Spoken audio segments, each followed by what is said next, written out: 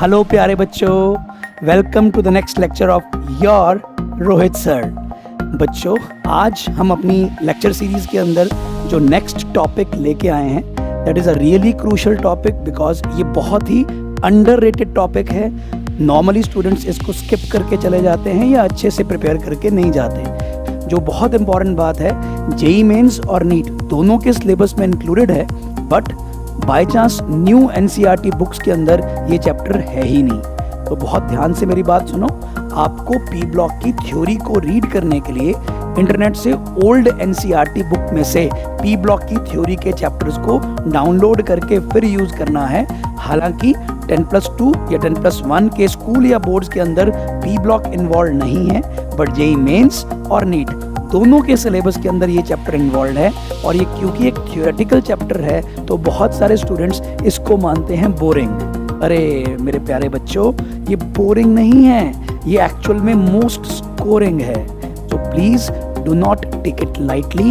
ये बहुत ही important topic है और ये स्पेशली इसलिए इम्पॉर्टेंट है क्योंकि मेजॉरिटी स्टूडेंट्स इसको नहीं करते और जो स्टूडेंट इसको करके जाते हैं उनको एक एक्स्ट्रा एज मिलता है।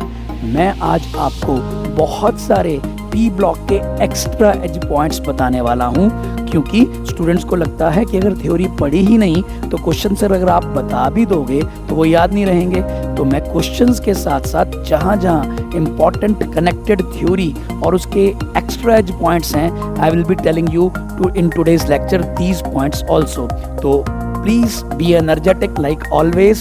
Get ready to engage in the lecture by your comments. Do comment next lecture video कौन सा चाहिए। मुझे पिछले लेक्चर के अंदर बहुत सारे स्टूडेंट्स ने पी ब्लॉक के बारे में वीडियो बनाने के लिए कहा था, तो ये रहा आपका पी ब्लॉक का lecture video. Not boring, it is actually scoring. अब जो पी ब्लॉक है उसको ओल्ड एनसीईआरटी में क्लास 11th और क्लास 12th दो पार्ट्स में डिवाइड किया गया है। तो सर क्लास 11th के अंदर कवर होते हैं केवल दो groups, which are group 13 and group 14 of the periodic table. और जो +2 की एनसीईआरटी ओल्ड है उसके अंदर जो पी ब्लॉक के ग्रुप नंबर्स कवर्ड हैं, they are group number 15 to group number 18। तो आज हम सिर्फ क्लास 11th ओल्ड एनसीईआरटी के अकॉर्डिंग ग्रुप 13 और ग्रुप 14 पे फोकस करने वाले हैं और उनके कौन से points, extra edge points. So come on मेरे warriors, come on, get ready, let us start the discussion. तो P block elements group 13 and group 14 में से जो सबसे पहला क्वेश्चन देखा गया वो कुछ इस तरह से था। सर 21 जनवरी के शिफ्ट 1 यानी एग्जाम की पहली ही शिफ्ट के अंदर ये सवाल आया था। सवाल में बताया गया है कि एक रिएक्शन है जिसमें PbCl2 K2CrO4 से रिएक्ट कर रहा है और उसे एक कंपाउंड बना रहा है A, और उसी A को आगे NaOH के साथ रिएक्ट कराया गया और बन रहा है B। चलो सर, ये दो रिएक्शंस का कनेक्शन है। फिर आगे एक रिएक्शन बताया गया, वो है तो लेड का ही रिएक्शन, बट उसमें ना ही A यूज किया गया है ना ही B। एक सेपरेट लेड के कंपाउंड का रिएक्शन है PbSO4 का, और उसको रिएक्ट कराया गया है अमोनियम एसीटेट नाम के एक सोल्यूशन में, और उससे अमोनियम सल्फेट और X नाम का एक कंपाउंड बनाया गया है। अब बोला क्या गया है कि आपको A, B एंड X को आइडेंटिफाई करना है। सो बहुत सारे बच्चे जिनको रिएक्शंस के प्रॉपर सारे के सारे रिएक्टेंट प्रोडक्ट्स याद नहीं होते, तो मोस्टली या तो ये क्वेश्चन स्किप करते हैं या बिल्कुल तुक्का मारते हैं। तो बेटा अगर थोड़ा सा इंटेलिजेंटली इस रिएक्शन को आप एनालाइज करोगे, अगर आपको एक्स्ट्रा इन्फॉर्मेशन नहीं भी पता तो भी आप इसका आंसर पता कर सकते हो। सर चेक कर लेते हैं सर, कैसे पता करेंगे, चलो चेक करते हैं सर। अब आप चेक करें सर, PbCl2 K2CrO4, सर यहाँ पे Pb2+ और Cl- आयंस प्रेजेंट हैं, और सर यहाँ पे K+1 और CrO4 2- आयन प्रेजेंट है। सर सारा कुछ देखें और ये चेक करें, प्रोडक्ट साइड में KCl दिया गया है, तो आपने नोटिस करा यहाँ वाले K+ को यहाँ वाले Cl- से इंटरचेंज कर दिया गया है। सर ये तो क्वाइट इजी हो गया। तो सर अगर मुझे रिएक्शन नहीं भी पता तो मुझे पता लग रहा है कि एक प्रोडक्ट को देख के आपने कैटायन एनायन को इंटरचेंज करा है। So based on that sir quite clearly can I से, सर अगर ये वाला Pb2+ ये वाले CrO4 2- के साथ आके जुड़ जाए तो सर A के होने की प्रोबेबिलिटी क्या हो गया, A विल बी PbCrO4, जिसको बोलते हैं लेड क्रोमेट, जो एक्चुअल में एक येलो कलर का प्रेसिपिटेट बनाया करता है।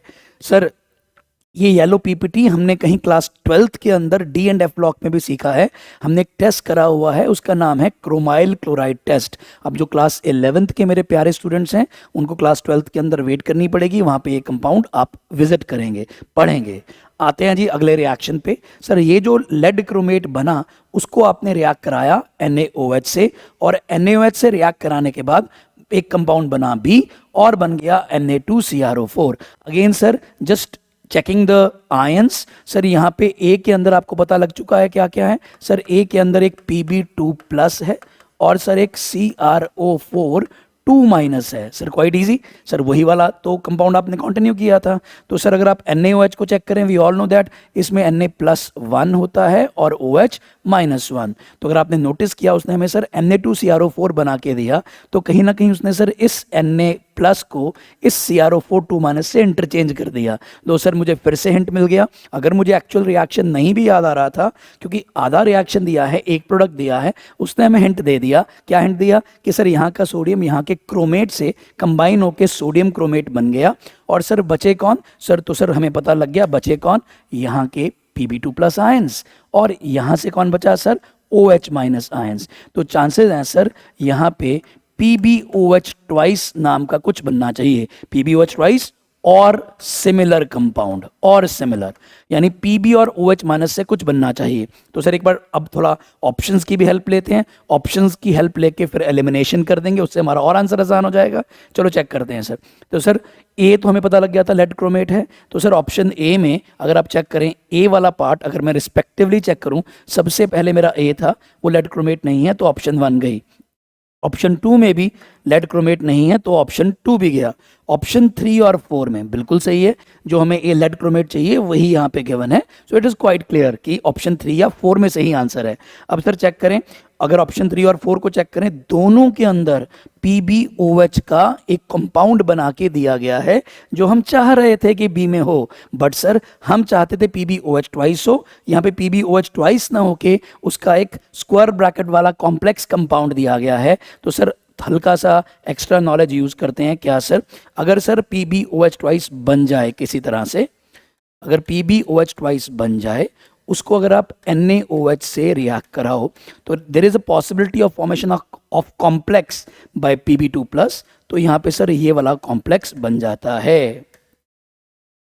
सर लेड अपना एक कॉम्प्लेक्स बनाता है जिसमें Pb2+ 4 OH- से जुड़ जाता है। सर एक बहुत इंपॉर्टेंट बात यहाँ बताते हैं। सर ये एक हाइड्रोक्साइड है, मेटल हाइड्रोक्साइड, और सर ये मेटल हाइड्रोक्साइड रिएक्ट कर रहा है NaOH बेस से।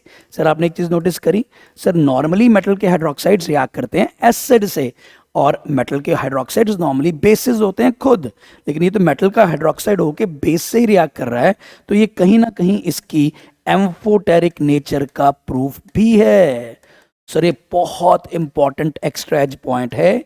सर PbOH एम्फोटेरिक नेचर के बेसिस के ऊपर NaOH बेस से रिएक्ट करके एक सॉल्युबल कॉम्प्लेक्स बनाता है। सर ये कॉम्प्लेक्स तो हमें ऑप्शन ने खुद ही बता दिया था, जब पता लग चुका था कि ऑप्शन 1 और 2 आंसर नहीं है, तो ऑप्शन 3 और 4 में से ये पहले दो कंपाउंड्स और भी सेम गिवन है। नाउ चेक करते हैं सर हमारा लास्ट पार्ट। सर हमारा रह गया X। अब नोटिस करें, इतना सेक्शन 2 रिएक्शंस आपस में कनेक्टेड थे, तीसरा ये रिएक्शन बिल्कुल टोटली अलग है। लेड सल्फेट नाम के कंपाउंड को अमोनियम एसीटेट से रिएक्ट कराया गया। लो सर अगेन मैं थोड़ा आयंस के इंटरचेंज वाले फंडे को देखूं, तो सर यहाँ का SO4 यहाँ के अमोनियम से जुड़ रहा है। क्या बात है, क्या बात है। तो सर ये SO4 अमोनियम से जुड़ के अमोनियम सल्फेट बन रहा है। तो सर आपने पूरा का पूरा क्वेश्चन इंटरचेंजिंग ऑफ आयन से आइडेंटिफाई करा दिया। तो सर दोबारा देख लें, सर एक बार दोबारा देखें। सर क्या बचा यहाँ पे? लेड बचा और सर एसीटेट आयन बचे, इनसे मिलके ही X बनेगा। तो चेक करें ऑप्शन 3 4, लेड और एसीटेट, लेड और अमोनिया। तो सर ये ऑप्शन 4 एलिमिनेट हो गया। हमें लेड और एसीटेट से जोड़ के कोई कंपाउंड बनाना था, और बहुत अच्छी बात पता चली सर, जिस तरह से Pb2+ वाले PbOH ने NaOH के साथ एक सॉल्युबल कॉम्प्लेक्स बनाया था, बिल्कुल उसी तरह से ही क्या हुआ, PbSO4 के Pb ने अमोनियम एसीटेट के एसीटेट आयंस के साथ एक इंपॉर्टेंट कॉम्प्लेक्स कंपाउंड बनाया। तो सर क्वेश्चन करना भी आ गया, क्वेश्चन से नॉलेज गेन करनी भी आ गई। तो सर और क्या चाहिए? सो सर कमाल है, आंसर आ गया हमारा ऑप्शन 3। तो मेरे प्यारे बच्चों, अगर आपको ये समझ आ गया, ये पर्टिकुलर क्वेश्चन अगर आपको क्लियर हो गया, तो kindly do like this video, ठीक है। और जिन लोगों ने अभी तक ये चैनल सब्सक्राइब नहीं किया है, do subscribe Vedantu learning centre Punjab channel. Now moving on sir, इससे पहले कि मैं नेक्स्ट क्वेश्चन की तरफ जाऊं, जैसे मैंने आपको लेक्चर के स्टार्टिंग में कहा था, मैं आपसे डिस्कस करने वाला हूं एक एक्स्ट्रा एज पॉइंट। हम PB2+ की केमिस्ट्री के बारे में कुछ एक्स्ट्रा रिवाइज करते हैं sir. This is a super extra edge I am giving to you. Beside solving question, मैं इनऑर्गेनिक के अंदर कुछ फैक्ट्स जो नॉर्मली बच्चे स्किप करते हैं वो आपके साथ डिस्कस कर रहा हूं। तो ये वाला पर्टिकुलर वीडियो लगाना सबसे ज़्यादा ज़रूरी है। पी ब्लॉक को स्किप नहीं करना, क्योंकि इसमें सर ने बहुत एक्स्ट्रा एज पॉइंट्स बताने हैं। चलो चेक करते हैं सर। सबसे पहला एक्स्ट्रा एज पॉइंट चेक करते हैं क्या लिखा गया है। सबसे पहले एक्स्ट्रा एज पॉइंट में बताया जा रहा है कि सर जो PbCl2 होता है वो वैसे एक वाइट PPT बनता है, और इसी तरह से PbI2 एक येलो कलर का प्रेसिपिटेट बनाता है। सो वेरी इंपॉर्टेंट, जो लेड क्लोराइड और लेड आयोडाइड हैं वो वाइट और येलो प्रेसिपिटेट रिस्पेक्टिवली बनाते हैं, और ये sparingly soluble in cold water हैं। ये बहुत कम घुलते हैं कोल्ड वाटर में, बट हॉट सोल्यूशन कॉन्सेप्ट, यही दोनों salts dissolve in hot water. तो sir very important, although lead chloride lead iodide precipitate बनाते हैं कोल्ड वाटर में, बट हॉट वाटर में ये अच्छा खासा घुल जाते हैं। पर्टिकुलरली जब आपको कोई ऐसा क्वेश्चन दिखे जब वो बोले कोल्ड वाटर में PPT बना और हॉट वाटर में डिसॉल्व हो गया, प्रॉबिलिटी है इन दोनों में से ही कोई एक होगा। लो sir, next important confirmatory test. Sir अभी हमने थोड़ी देर पहले क्वेश्चन के अंदर देखा था, जो क्रोमेट आयन है वो लेड आयन से कनेक्ट होके येलो कलर का लेड क्रोमेट बना रहे थे। मैंने वहां भी बताया था, रिपीट कर रहा हूं, क्लास 12 के अंदर D&F ब्लॉक के अंदर हम एक टेस्ट किया करते हैं, उसका नाम होता है क्रोमाइल क्लोराइड टेस्ट। ये टेस्ट होता है टेस्ट फॉर Cl- आयंस। एक इंपॉर्टेंट बात, पहले तो ये येलो PPT बनना टेस्ट ऑफ lead2+ आयंस है, प्लस ऑल्सो जब हम क्रोमाइल क्लोराइड टेस्ट करते हैं जो कि Cl- आयंस का टेस्ट है, उसके अंदर भी एंड के अंदर लेड क्रोमेट ही बना करता है। उसी से कंफर्म होता है क्रोमाइल क्लोराइड टेस्ट पॉजिटिव है और Cl- आयंस की प्रेजेंस कंफर्म होती है। सो ये जो PbCrO4 नाम का येलो PPT वाला लेड क्रोमेट कंपाउंड है, ये Pb2+ आयंस के कंफर्मेटरी टेस्ट या chromyl chloride test for chloride ions में यूज होता है। सर अभी पीछे मैंने आपको एक बहुत इंपॉर्टेंट एम्फोटेरिक बिहेवियर बता दिया। सर Pb2+ OH- के साथ वाइट PPT तो बनाता ही बनाता है, साथ साथ वो एक्स्ट्रा NaOH में डिसॉल्व होके सॉल्युबल कॉम्प्लेक्स बनाता है, और उसमें 4 OH- एक Pb2+ से कंबाइन होते हैं। Very important. Now sir a very very very important, सबसे ज़्यादा इंपॉर्टेंट इस पूरी स्लाइड का ये वाला पार्ट है सर। क्या सर? PbSO4 वैसे तो वाइट प्रेसिपिटेट बनाता है, लेकिन वो कुछ कॉम्प्लेक्सेस बना के डिसॉल्व हो जाता है, forming complexes and get dissolved. Sir कौन कौन से कॉम्प्लेक्स बना के PbSO4 घुल सकता है? Very very important sir. PbSO4 हमने जो क्वेश्चन में यूज किया था वो सर अमोनियम एसीटेट नाम के कंपाउंड से रिएक्ट करके एसीटेट आयंस के साथ कॉम्प्लेक्स बना रहा था। अभी पीछे आपको बताया सर, अगर आप NaOH लेते हो तो उससे एक सॉल्युबल कॉम्प्लेक्स बनता है। तो सर PbSO4 एक्सेस NaOH, ठीक है जी, ये बहुत इंपॉर्टेंट है, excess NaOH, not dilute NaOH। Dilute NaOH से नहीं, एक्सेस या कॉन्सेंट्रेटेड NaOH से वो रिएक्ट करेगा और सॉल्युबल कॉम्प्लेक्स बनाएगा। इसी तरह से अगर आप उसमें एक्सेस Cl- यानी कॉन्सेंट्रेटेड HCl डाल दो, अब सर क्या डाल दो? कॉन्सेंट्रेटेड HCl, उसमें Cl- खूब सारे होंगे, तो वो यहाँ से मिलने वाले Pb2+ के साथ कॉम्प्लेक्स बना के उसको डिसॉल्व करा देंगे। और very important, normally skipped sir, ये हमारा सोडियम थायोसल्फेट, सर ये भी थायोसल्फेट आयन प्रोवाइड करता है, वो भी Pb2+ के साथ सॉल्युबल कॉम्प्लेक्स बनाता है। तो यहाँ पे मैंने आपको 1 2 3 4 important soluble complex of Pb2+ ion बता दिए। सर ये बहुत इंपॉर्टेंट एक्स्ट्रा एज स्लाइड है, इसको बहुत अच्छे से नोट करो और इसको लर्न करो मेरे प्यारे बच्चों, ये आपके बहुत काम आने वाली है। सर आगे चेक करते हैं सर। सर जो PbSO4 है वो तो सर वाइट PPT था। सर ऐसे ही लेड का एक बहुत इंपॉर्टेंट प्रेसिपिटेट होता है PbS, ब्लैक प्रेसिपिटेट। सर ये जो ब्लैक प्रेसिपिटेट होता है ना सर, इसकी खास बात क्या है? सर ये does not form soluble complexes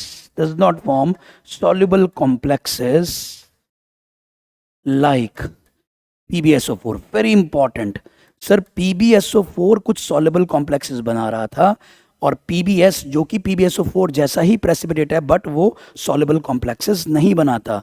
PbS के प्रेसिपिटेट को अगर आपको डिसॉल्व करना है, that is possible, dissolution possible only oxidizing agents like क्या, कंसंट्रेटेड HNO3। सर जो PbS है उसमें S की ऑक्सीडेशन स्टेट 2- है, अगर आपने उसको ऑक्सीडाइज करा तो ये कन्वर्ट होके कुछ और कंपाउंड्स बनेगा, सल्फर या तो S या SO2 या SO4 2- बन सकता है, तो सर तब जाके ये घुल सकता है, otherwise normally PbS soluble complexes नहीं बनाता। तो sir PbS does not dissolve in, जिन सॉल्यूशंस में lead sulphate PbSO4 soluble complex बना के डिसॉल्व हो रहा था, देवर अमोनियम एसीटेट या कंसंट्रेटेड NaOH या कॉन्सेंट्रेटेड HCl या सोडियम थायोसल्फेट। इन तीनों चारों सॉल्यूशन से PbSO4 घुलता है, लेकिन PbS जो कि ब्लैक प्रेसिपिटेट है वो डिसॉल्व नहीं होता। लो सर, अब हम कंटिन्यू करते हैं, नेक्स्ट क्वेश्चन की तरफ चलते हैं।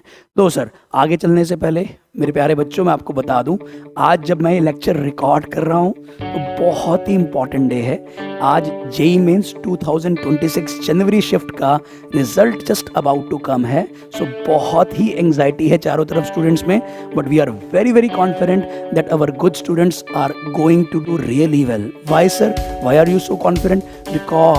Because we work very hard and we do all things required in the exam. अगर हम सब कुछ तैयार करके जाएंगे और कॉन्फिडेंट रहेंगे तो सर एग्ज़ाम तो सिलेबस में से ही आना है, आउट ऑफ सिलेबस तो नहीं आना। सो इसलिए हम बहुत कॉन्फिडेंट हैं। आप भी मेरे प्यारे बच्चों इसी तरह से कॉन्फिडेंट होकर तैयारी करो, और हम जब भी कोई एग्ज़ाम में अपीयर होंगे हम अपना अच्छा रिजल्ट बना के ही छोड़ेंगे। चलो सर कंटिन्यू करते हैं। गिवन बिलो आर 2 स्टेटमेंट्स, दिया गया है नंबर ऑफ पेयर्स अमंग, एक पेयर दिया है SiO2 और CO2 का, एक पेयर दिया है SNO एंड SNO2 का, और एक पेयर दिया है PbO PbO2 का, और एक दिया है GeO GeO2 का। अगर आप ध्यान से देखें तो ये मोस्टली सारे के सारे आपके ग्रुप 14 के एलिमेंट्स के क्या हैं, ऑक्साइड्स हैं। आपको ग्रुप 14 के एलिमेंट्स हल्का सा रिकॉल करा दें सर। ग्रुप 14 के elements carbon, silicon, germanium, tin and lead. तो सर ये उन्हीं के रिस्पेक्टिव ऑक्साइड्स हमें दिए गए हैं, और उन्हें बोला गया है कि इन 4 पेयर्स में से एम्फोटेरिक केवल 2 हैं। ओके सर, चेक कर लेते हैं।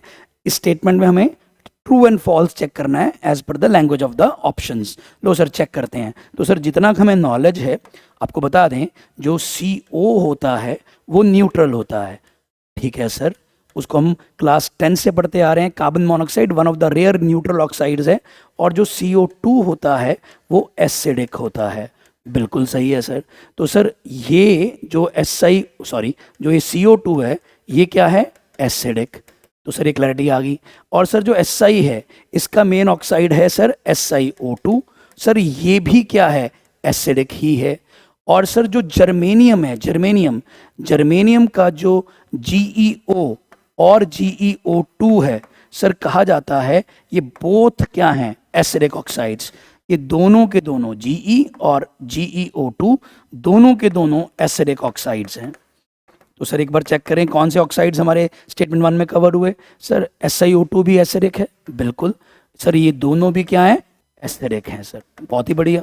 और सर अब है SNO SNO2 PbO PbO2, as पर आवर नॉलेज इनके ऑक्साइड्स जो होते हैं वो एम्फोटेरिक होते हैं। तो ये तो सर हमारी नॉलेज है जो हमें ऑलरेडी आती है सर। अगर हमने पी ब्लॉक ग्रुप 13-14 में नहीं भी पढ़ा, सो एटलीस्ट इन दोनों के acidic basic amphoteric nature of oxides का हमने concept periodic table, periodic properties chapter class 11 में कवर किया हुआ है। सो this is question which is might be considered as group 14 P block question, but it is part of periodic properties also. So based on that sir हम कह सकते हैं कि ये दोनों क्या हैं, एम्फोटेरिक। तो सर ये दो ही पेयर्स क्या हैं, एम्फोटेरिक। तो स्टेटमेंट 1 डेफिनेटली ट्रू हो गई सर। स्टेटमेंट 1 क्या होगी सर, ट्रू हो गई। लो सर अब चेक करते हैं स्टेटमेंट 2। स्टेटमेंट 2 में दिया गया है BF3 एक इलेक्ट्रॉन डेफिशिएंट मॉलिक्यूल है which can act as Lewis acid. अरे सर ये तो हमने केमिकल बॉन्डिंग, आयनिक इक्विलिब्रियम दोनों जगह पढ़ा हुआ है कि BF3 क्या है, अच्छा लुईस एसिड है। और सर जो अमोनिया होता है NH3, हम सबको पता है NH3 एक लुईस बेस होता है, we all know that sir. NH3 में N के ऊपर क्या होता है, लोन पेयर, जिस कारण ammonia act as Lewis base. और जो BF3 होता है it contains empty p orbital, everyone knows empty p on boron. Empty p on boron के कारण बिल्कुल सही ये लुईस एसिड होता है। और लुईस एसिड लुईस बेस के साथ कोऑर्डिनेट बॉन्ड बना के एक अडक्ट नाम का एडिशन प्रोडक्ट बना करता है। केमिकल बॉन्डिंग में जब हम कोऑर्डिनेशन बॉन्ड पढ़ते हैं तो सबसे पहला एग्जाम्पल ही ये पढ़ते हैं अमोनिया और BF3 का एडक्ट, और जिसमें जो हमारा BF3 कंपाउंड है हमें पता है BF3 जो है वो sp2 हाइब्रिडाइज्ड है और ट्रायगोनल प्लेनर होता है। सो ये स्टेटमेंट 2 मुझे डेफिनेटली ट्रू नजर आ रही है सर। तो सर बिल्कुल ठीक है, both statement 1 and statement 2 are true, तो option 2 is the correct answer. Sir एक बार दोबारा से क्लैरिफाई कर रहा हूं, क्या सर कंपाउंड्स हैविंग, ठीक है, compounds having boron making 3 bonds, making कितने bonds, 3 bonds are Lewis acids. याद करना जी, जिन भी कंपाउंड्स में बोरोन 3 बॉन्ड्स बना के बैठा होता है उसमें बोरोन में एक एम्प्टी p ऑर्बिटल होती है, जिस कारण से वो इलेक्ट्रॉन पेयर एक्सेप्ट करके लुईस एसिड का काम करता है। तो this was an easier question, but sir यहाँ पे एक बहुत इंपॉर्टेंट कॉन्सेप्ट जो हमने यूज़ किया वो है एम्फोटेरिक ऑक्साइड्स का। सो जैसे कि मैं कह रहा हूँ, मैं आपको एक एक्स्ट्रा स्लाइड दोबारा दिखाने वाला हूँ जिसके अंदर मैं आपको सारे के सारे important class 11th 12th NCERT के अकॉर्डिंग जो एम्फोटेरिक ऑक्साइड्स हैं उनको एक लिस्ट बना के शॉर्टकट के थ्रू याद करा रहा हूं। लो चेक करते हैं sir, let's check it out. लो सर, NCERT के अकॉर्डिंग हमारे एम्फोटेरिक ऑक्साइड्स की मेन लिस्ट और उसका शॉर्टकट। सर मेरे स्टूडेंट्स ने बहुत बार मुझे क्लास में ये बोलते हुए सुना है कि ये जो शॉर्टकट है, एक बार मेरे सारे YouTube वाले स्टूडेंट्स के लिए मैं दोबारा से ये शॉर्टकट बता रहा हूँ। सर क्या है, जनाबे आली, अरे नोटिस करें सर क्या है, जनाबे का जो Zn है उसका मतलब Zn और उसका ऑक्साइड क्या होने वाला है, एम्फोटेरिक। आली अल्टीमेटली रेफर्स टू Al, तो Al का जो ऑक्साइड है that is also what, amphoteric. जनाबे आली, then what is it, Punjabi, and we all know that Punjab की जनरल शॉर्ट फॉर्म PB होती है। अरे सर ये तो कमाल हो गया, पंजाब की क्योंकि जनरल शॉर्ट फॉर्म PB होती है तो पंजाबी से मैं किसको रेफर कर रहा हूँ, लेड के ऑक्साइड्स को, PBO as well as PBO2। Then sir best, Punjabi best songs, best से सर BE का ऑक्साइड, सॉन्ग से सर SN का ऑक्साइड्स, और सर सबसे SB का ऑक्साइड, ऐसे से AS का ऑक्साइड, गाया से GA का ऑक्साइड, करो से CR का ऑक्साइड। तो सर यहाँ तक एक स्टेटमेंट बनती है, हिंदी में बोल दीजिए इसको, आपको समझ आ जाएगा। जनाबे आली पंजाबी बेस्ट सॉन्ग्स सब ऐसे गाया करो। दोबारा, जनाबे आली पंजाबी बेस्ट सॉन्ग्स सब ऐसे गाया करो। मेरे प्यारे बच्चों, जो पंजाबी हैं उनको तो ये बात समझ आ रही है, जो नहीं है उनको भी समझ आ रही है। आपको दिखता है आजकल सब पार्टीज़ में, चाहे पंजाब की चाहे नॉन पंजाब की, डीजे पे डांस वाले सॉन्ग्स तो पंजाबी ही बजते हैं। तो सर जनाबे आली पंजाबी बेस्ट सॉन्ग्स सब ऐसे गाया करो। और नहीं मान रहे, अरे यार मन्नो से MN का ऑक्साइड और V से vanadium का oxide. So these all are verified by NCERT. So this is a very important, again, an extra edge for you. This is a shortcut which covers all the important amphoteric oxides according to class 11 12th NCERT. Low let's move on to the next question. Third question discuss करते हैं sir. Third question के अंदर again statement based question है। इस साल JEE mains 2026 जनवरी shift के अंदर जो सबसे इंपॉर्टेंट चीज देखी गई है वो है more number of statement based questions. चलो सर नेक्स्ट क्वेश्चन की स्टेटमेंट 1 पढ़ते हैं। क्या दिया है, कहा गया है element X and Y are most and least electronegative elements respectively among these elements. Now, although the heading is group 13 and 14, but this statement 1 refers to elements of group 15. Sir ये group 15 के elements मुझे नजर आ रहे हैं। Sir ये group 15 के elements आ गए, लेकिन सर स्टेटमेंट 2 में BCl3 और बोरोन से रिलेटेड बात है तो सर ये तो ग्रुप 13 से रिलेटेड ही है। तो मैंने इस क्वेश्चन को इसीलिए यहाँ कवर कर लिया क्योंकि इसमें एक स्टेटमेंट ग्रुप 13 की भी है, तो और स्टेटमेंट 1 इज़ वेरी इजी। चलो चेक करते हैं sir, element X and Y among group 15 elements. अब इसमें एक बहुत चालाकी करी गई है इस क्वेश्चन मेकिंग सेटर द्वारा। क्या सर, नाइट्रोजन के बाद पीरियोडिक टेबल में ग्रुप में नीचे फॉस्फोरस आता है, उसने जान के सीक्वेंस चेंज कर दी, nitrogen, arsenic, antimony, phosphorus. But sir अगर आप अपनी एक्चुअल ग्रुप 15 की सीक्वेंस को रिकॉल करें तो सर वो होती है nitrogen, phosphorus, arsenic and antimony. उसके बाद क्या होता है वैसे, बिस्मथ। बट जान के यहाँ क्वेश्चन में कंफ्यूज करने के लिए, स्टूडेंट से मिस्टेक कराने के लिए, वाई, क्योंकि सर एग्जामिनेशन सेटर का ये भी बहुत इंपॉर्टेंट टास्क है कि उसको बहुत सारे स्टूडेंट से गलतियाँ करानी हैं। Why sir, Y?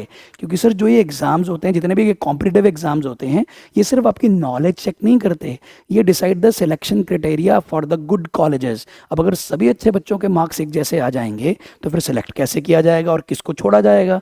तो जान के एग्जामिनेशन के अंदर कुछ इस तरह के ट्रैप क्वेश्चन बनाए जाते हैं जो अच्छे बच्चे भी गलत कर बैठे हैं, तो आप वैसे अच्छे बच्चे बनो जो गलत नहीं करते। बहुत ध्यान से क्वेश्चन को रीड करो। सर कर लिया, अब बहुत ध्यान से चेक करो। Sir nitrogen, phosphorus, arsenic, antimony, bismuth में उसने बोला है मोस्ट एंड लीस्ट इलेक्ट्रोनेगेटिव कौन है।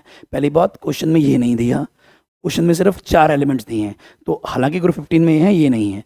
अब most and least electronegative out of these is, आपको पता है नीचे को नॉर्मली इलेक्ट्रोनेगेटिविटी का ट्रेंड क्या है, डिक्रीजेस डाउनवर्ड्स। सर ये तो फिर से पीरियोडिक टेबल का ट्रेंड हो गया।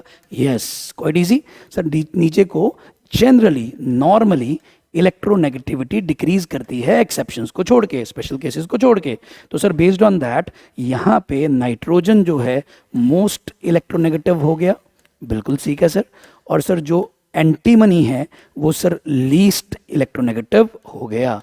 तो सर एक चीज़ चेक करें, उसने एक्स बोला है किसको, मोस्ट वाले को, और वाई बोला है किसको, लीस्ट वाले को। ओके सर, बिल्कुल समझ आ रही है बात। अब तो सर एक्स क्या है, एक्स है नाइट्रोजन, और सर वाई क्या है, वाई है एंटीमनी। अब सर उसने पूछा क्या है क्वेश्चन में, बोला है कि नेचर ऑफ द ऑक्साइड्स। अरे सिर्फ इतना बोल के चुप नहीं करा, तो उसने बताया है कि जो भी एलिमेंट्स हैं जो मोस्ट और लीस्ट इलेक्ट्रोनेगेटिव है उनके ऑक्साइड्स पे आ जाओ और उनकी नेचर को चेक करो, एसिडिक है या एम्फोटेरिक। अरे सर ये तो आपने जो सुपर शॉर्टकट अभी सिखाया था एम्फोटेरिक ऑक्साइड्स का, वो यहीं कहीं अगले क्वेश्चन में ही काम आ गया। सर आपको याद है हमारा शॉर्टकट क्या था, जनाबे आली पंजाबी बेस्ट सॉन्ग्स, सब सब सब मतलब SB था, और वो वाला जो ऑक्साइड था Sb2O3 वो डेफिनेटली क्या था, एम्फोटेरिक। सर बहुत सही हो गया, हमारा एक्स्ट्रा एज शॉर्टकट अभी के अभी जेईई मेंस के डायरेक्ट सवाल में काम आ गया। इस तरह से इन लेक्चर्स को लगा के अपने एक्स्ट्रा एज पॉइंट्स के ऊपर पूरा कंट्रोल रखते हुए आप बहुत सारे क्वेश्चंस को डायरेक्ट कर सकते हो। Now coming back sir, nitrogen पे आ जाओ। नाइट्रोजन के जो ऑक्साइड्स बनेंगे सर, वो हमें पता है जी, हम नॉर्मली N2O3 मान लें तो वो डेफिनेटली क्या होता है सर, एसिडिक होता है। ओके सर, नाइट्रोजन के ऑक्साइड एसिडिक, एंटीमनी का एम्फोटेरिक, यही हमारा सवाल कह रहा है। तो क्वाइट क्लियरली ये स्टेटमेंट ट्रू हो गया सर, ये तो ट्रू हो गया, बिल्कुल ट्रू हो गया। स्टेटमेंट 2 चेक करो। स्टेटमेंट 2 में कहा गया जो BCl3 है वो कोवलेंट है। यस सर, BCl3 कोवलेंट है, केमिकल बॉन्डिंग में BCl3 कोवलेंट ही बनाया करते हैं। और फिर वो कहा करता है जी gets hydrolysed in water. Now this is statement 2। ये थोड़ा सा अब ग्रुप 13 एलिमेंट्स की प्रॉपर्टीज जो आपको एनसीईआरटी से पढ़ के और क्लियर होती हैं, वहीं से एसोसिएटेड क्वेश्चन है। सर हाइड्रोलाइज्ड होने का मतलब क्या होता है, that means react with water, react with water. इतना हमें समझ आ गया सर। जब कोई चीज़ पानी से रिएक्ट करती है उसको बोलते हैं गेट्स हाइड्रोलाइज्ड। सर पानी के साथ रिएक्ट करने को ही हाइड्रोलाइसिस बोलते हैं। ऐसा ही हमने आयनिक इक्विलिब्रियम में समझा हुआ है। आगे आए sir, it produces this and this in aqueous medium. तो ये स्टेटमेंट बता रही है कि जब BCl3 इस तरह से पानी से रिएक्ट करती है तो रिएक्ट करने के बाद इन पर्टिकुलर कंपाउंड्स या कॉम्प्लेक्सेस को बनाया करती है। ओके सर, एक बार चेक करते हैं सर, आपको याद कराते हैं। सर जो BCl3 है उसका जो वाटर के साथ रिएक्शन है एक्चुअल में वो क्या बनाता है। सर BCl3 का एक्चुअल में जो वाटर के साथ रिएक्शन, आपको एक और चीज़ बता दें, जब चीज़ें पानी के साथ रिएक्ट करके हाइड्रोलाइज करती हैं तो बहुत एक इंपॉर्टेंट बात आप समझना जी। तो सर यहाँ पे भी एलिमेंट्स अपने कंपाउंड्स के अंदर जो एलिमेंट्स हैं वो अपने आप को इंटरचेंज करते हैं। तो सर ध्यान से देखें, अगर मैं पानी को तोड़ूं तो H+ और OH- बनने की प्रॉबिलिटी है। तो ये भी एक ट्रिक है जो मैं आपको हेल्प कर रहा हूँ। जब भी आप चीज़ों को हाइड्रोलाइज करते हो तो चांसेस हैं कि पानी टूट जाता है और H+ OH- आयंस बनते हैं। अब इसमें से ये जो OH- है ये बोरोन से जुड़ जाएगा और जो H+ है वो Cl से जुड़ेगा। क्यों? क्योंकि सर यहाँ पे ये +3 ऑक्सीडेशन स्टेट है। मैं ये कह रहा हूँ कि प्रॉपर आयन नहीं है, not proper ion, because it is a covalent molecule, not proper Br, not proper B3+ ion. इसमें B3+ आयन तो नहीं है, लेकिन ऑक्सीडेशन स्टेट क्या है? +3। तो प्लस वाला यहाँ के माइनस वाले से जुड़ा, इधर से जोड़ा, तो सर बनना शुरू हो गया BOH थ्राइस। ओके सर, फिर सर ये Cl-1 और H+ वाला जुड़ के क्या बन गया? HCl। तो सर मैंने थोड़ा सा आपको हाइड्रोलाइसिस ऑफ BCl3 का रिएक्शन लॉजिकली समझाना चाहा। अगेन इनऑर्गेनिक के अंदर भी थोड़े लॉजिक्स लगा लो तो रिएक्शन समझ आके याद हो जाते हैं। और फिर वो जो आपको हर बार लगता है कि ये बोरिंग है, तो आज मैंने आपके दिमाग में क्या डाला, क्या ये बोरिंग है या नहीं, ये स्कोरिंग है। ये आपको समझना है, याद रखना है, स्कोरिंग है सर, बोरिंग नहीं है ना। Sir BOH thrice plus HCl बन गया। अब सर उसने तो BOH4- बनाया है। हाँ सर, उसकी भी बात कर रहे हैं। ये मैंने अब आपको बताया हुआ है, ये आपने आयनिक इक्विलिब्रियम में भी पढ़ा होगा, आपने सुना होगा। जो ये BOH थ्राइस है, this BOH thrice is actually Lewis acid. Sir अभी थोड़ी देर पहले पिछली स्लाइड में आपने बताया था, जिस भी कंपाउंड में बोरोन 3 बॉन्ड्स बनाता है उसके पास एक एमटीपी ऑर्बिटल होती है, जिस कारण से वो लुईस एसिड का काम कर पाता है। तो ठीक है सर, ये जो BOH थ्राइस बना होगा, अगर इस BOH थ्राइस को ही हम वाटर से दोबारा से रिएक्ट होता हुआ माने तो सर चांसेस हैं कि इस तरह से चीज़ें बन जाती हैं, H+ प्लस BOH4-। तो इस तरह का एक कॉम्प्लेक्स बनता है। सर बहुत ध्यान से देखें, सर पहले मैंने इस तरह से हाइड्रोलाइसिस किया कि B3+ ऑक्सीडेशन स्टेट वाला OH- आयन से जुड़ के BOH थ्राइस बन गया। ये लुईस एसिड क्यों है? अगर आपको याद हो, इसको हम ऑर्थोबोरिक एसिड बोलते हैं। क्या बोलते हैं? Orthoboric acid. सर लिखते हैं BOH थ्राइस, बट दिमाग में चलता है H3BO3। और सर जब इसको वाटर में डिजोल्व करते हैं तो एक रिवर्सिबल आयनाइजेशन होती है, और ये लुईस एसिड यहाँ से H+ OH- फिर से मान लो, और ये OH- वाला अपने नेगेटिव के लोन पेयर को बोरोन को डोनेट करके एक कॉम्प्लेक्स बनाता है। और आपको पता है सर, यहाँ पे प्रॉपर B3+ आयन तो थे ही नहीं, मैंने पहले ही मना करा था। तो इसीलिए सर यहाँ पे B3+ आयन वाटर से कॉम्प्लेक्स नहीं बना सकते। तो सर ये तो ठीक है, लेकिन ये गलत है सर, ये वाला कॉम्प्लेक्स नहीं बनेगा, सिर्फ बोरोन ये कॉम्प्लेक्स बनाता है। उसके 2 रीजन बता दिए, एक B3+, 2 में से एक बताया, एक मैं बताऊंगा। B3+ आयन प्रेजेंट ही नहीं है, तो B3+ अगर आयन प्रेजेंट ही नहीं है तो ये कॉम्प्लेक्स पानी के साथ बनना पॉसिबल नहीं है। दूसरा सर, इसमें 6 वाटर मॉलिक्यूल्स को B3+ से जोड़ा हुआ है। बोरोन कभी भी 4 से ज़्यादा बॉन्ड नहीं बना सकता, क्योंकि बोरोन सेकेंड पीरियड का एलिमेंट है और वो अपना ऑक्टेट एक्सपैंड नहीं कर सकता। तो यहाँ पे बोरोन को 6 वाटर से जोड़ के दिखाया गया है। So boron can not expand octet. तो सर ये भी एक रीज़न है कि बोरोन ये जो कॉम्प्लेक्स है जिसमें 6 वाटर मॉलिक्यूल्स जुड़े हुए हैं, ये उनके साथ ऐसा कॉम्प्लेक्स नहीं बना सकता। तो सर ये गलत है। तो सर ये स्टेटमेंट पक्का फॉल्स है।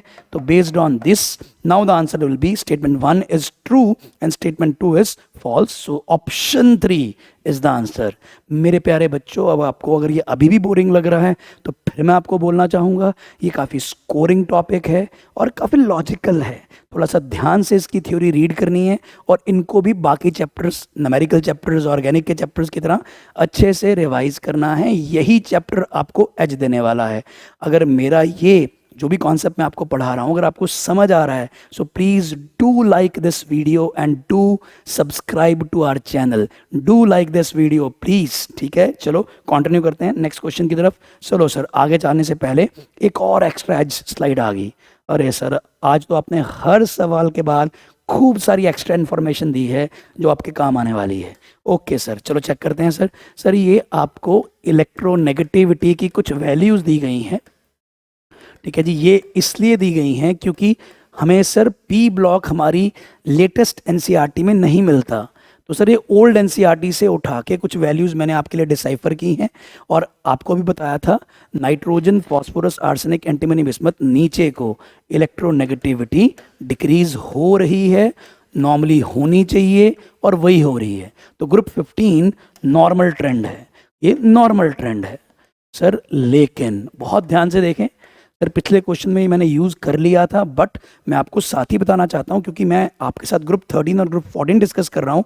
ग्रुप 13, ग्रुप 14 एक्चुअल में इलेक्ट्रोनेगेटिविटी का प्रॉपर नॉर्मल ट्रेंड फॉलो नहीं करते। चेक करें सर, हाँ सर चेक करते हैं सर। आप नोटिस करें बोरोन के बाद एल्यूमिनियम में डिक्रीज हुआ, बिल्कुल हुआ, ठीक है सर, इलेक्ट्रोनेगेटिव का। लेकिन उसके बाद सर बहुत इंपॉर्टेंट, अरे सर ये तो कमाल हो गया, यहाँ से लेके यहाँ तक, एल्यूमिनियम से लेके थैलियम तक डिक्रीज होने की बजाय क्या हो गया, इंक्रीज। इंक्रीज सर, ये तो कमाल हो गया। तो सर ये तो स्पेशल केस हो गया, लेट्स से एक्सेप्शन हो गया सर, एक्सेप्शनल ऑर्डर।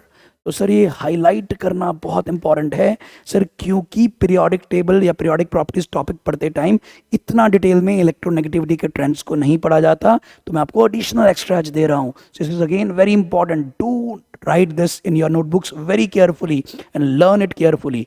और अगर आप नोटिस करें ये बढ़ते बढ़ते बढ़ते थैलियम अभी भी लेकिन बोरोन से कम है। तो सर याद करने के लिए बहुत इंपॉर्टेंट चीज़ याद क्या करें सर, ये याद करें बोरोन ग्रुप 13 का हाईएस्ट इलेक्ट्रोनेगेटिव एलिमेंट है। ये ग्रुप 13 की बात हो रही है।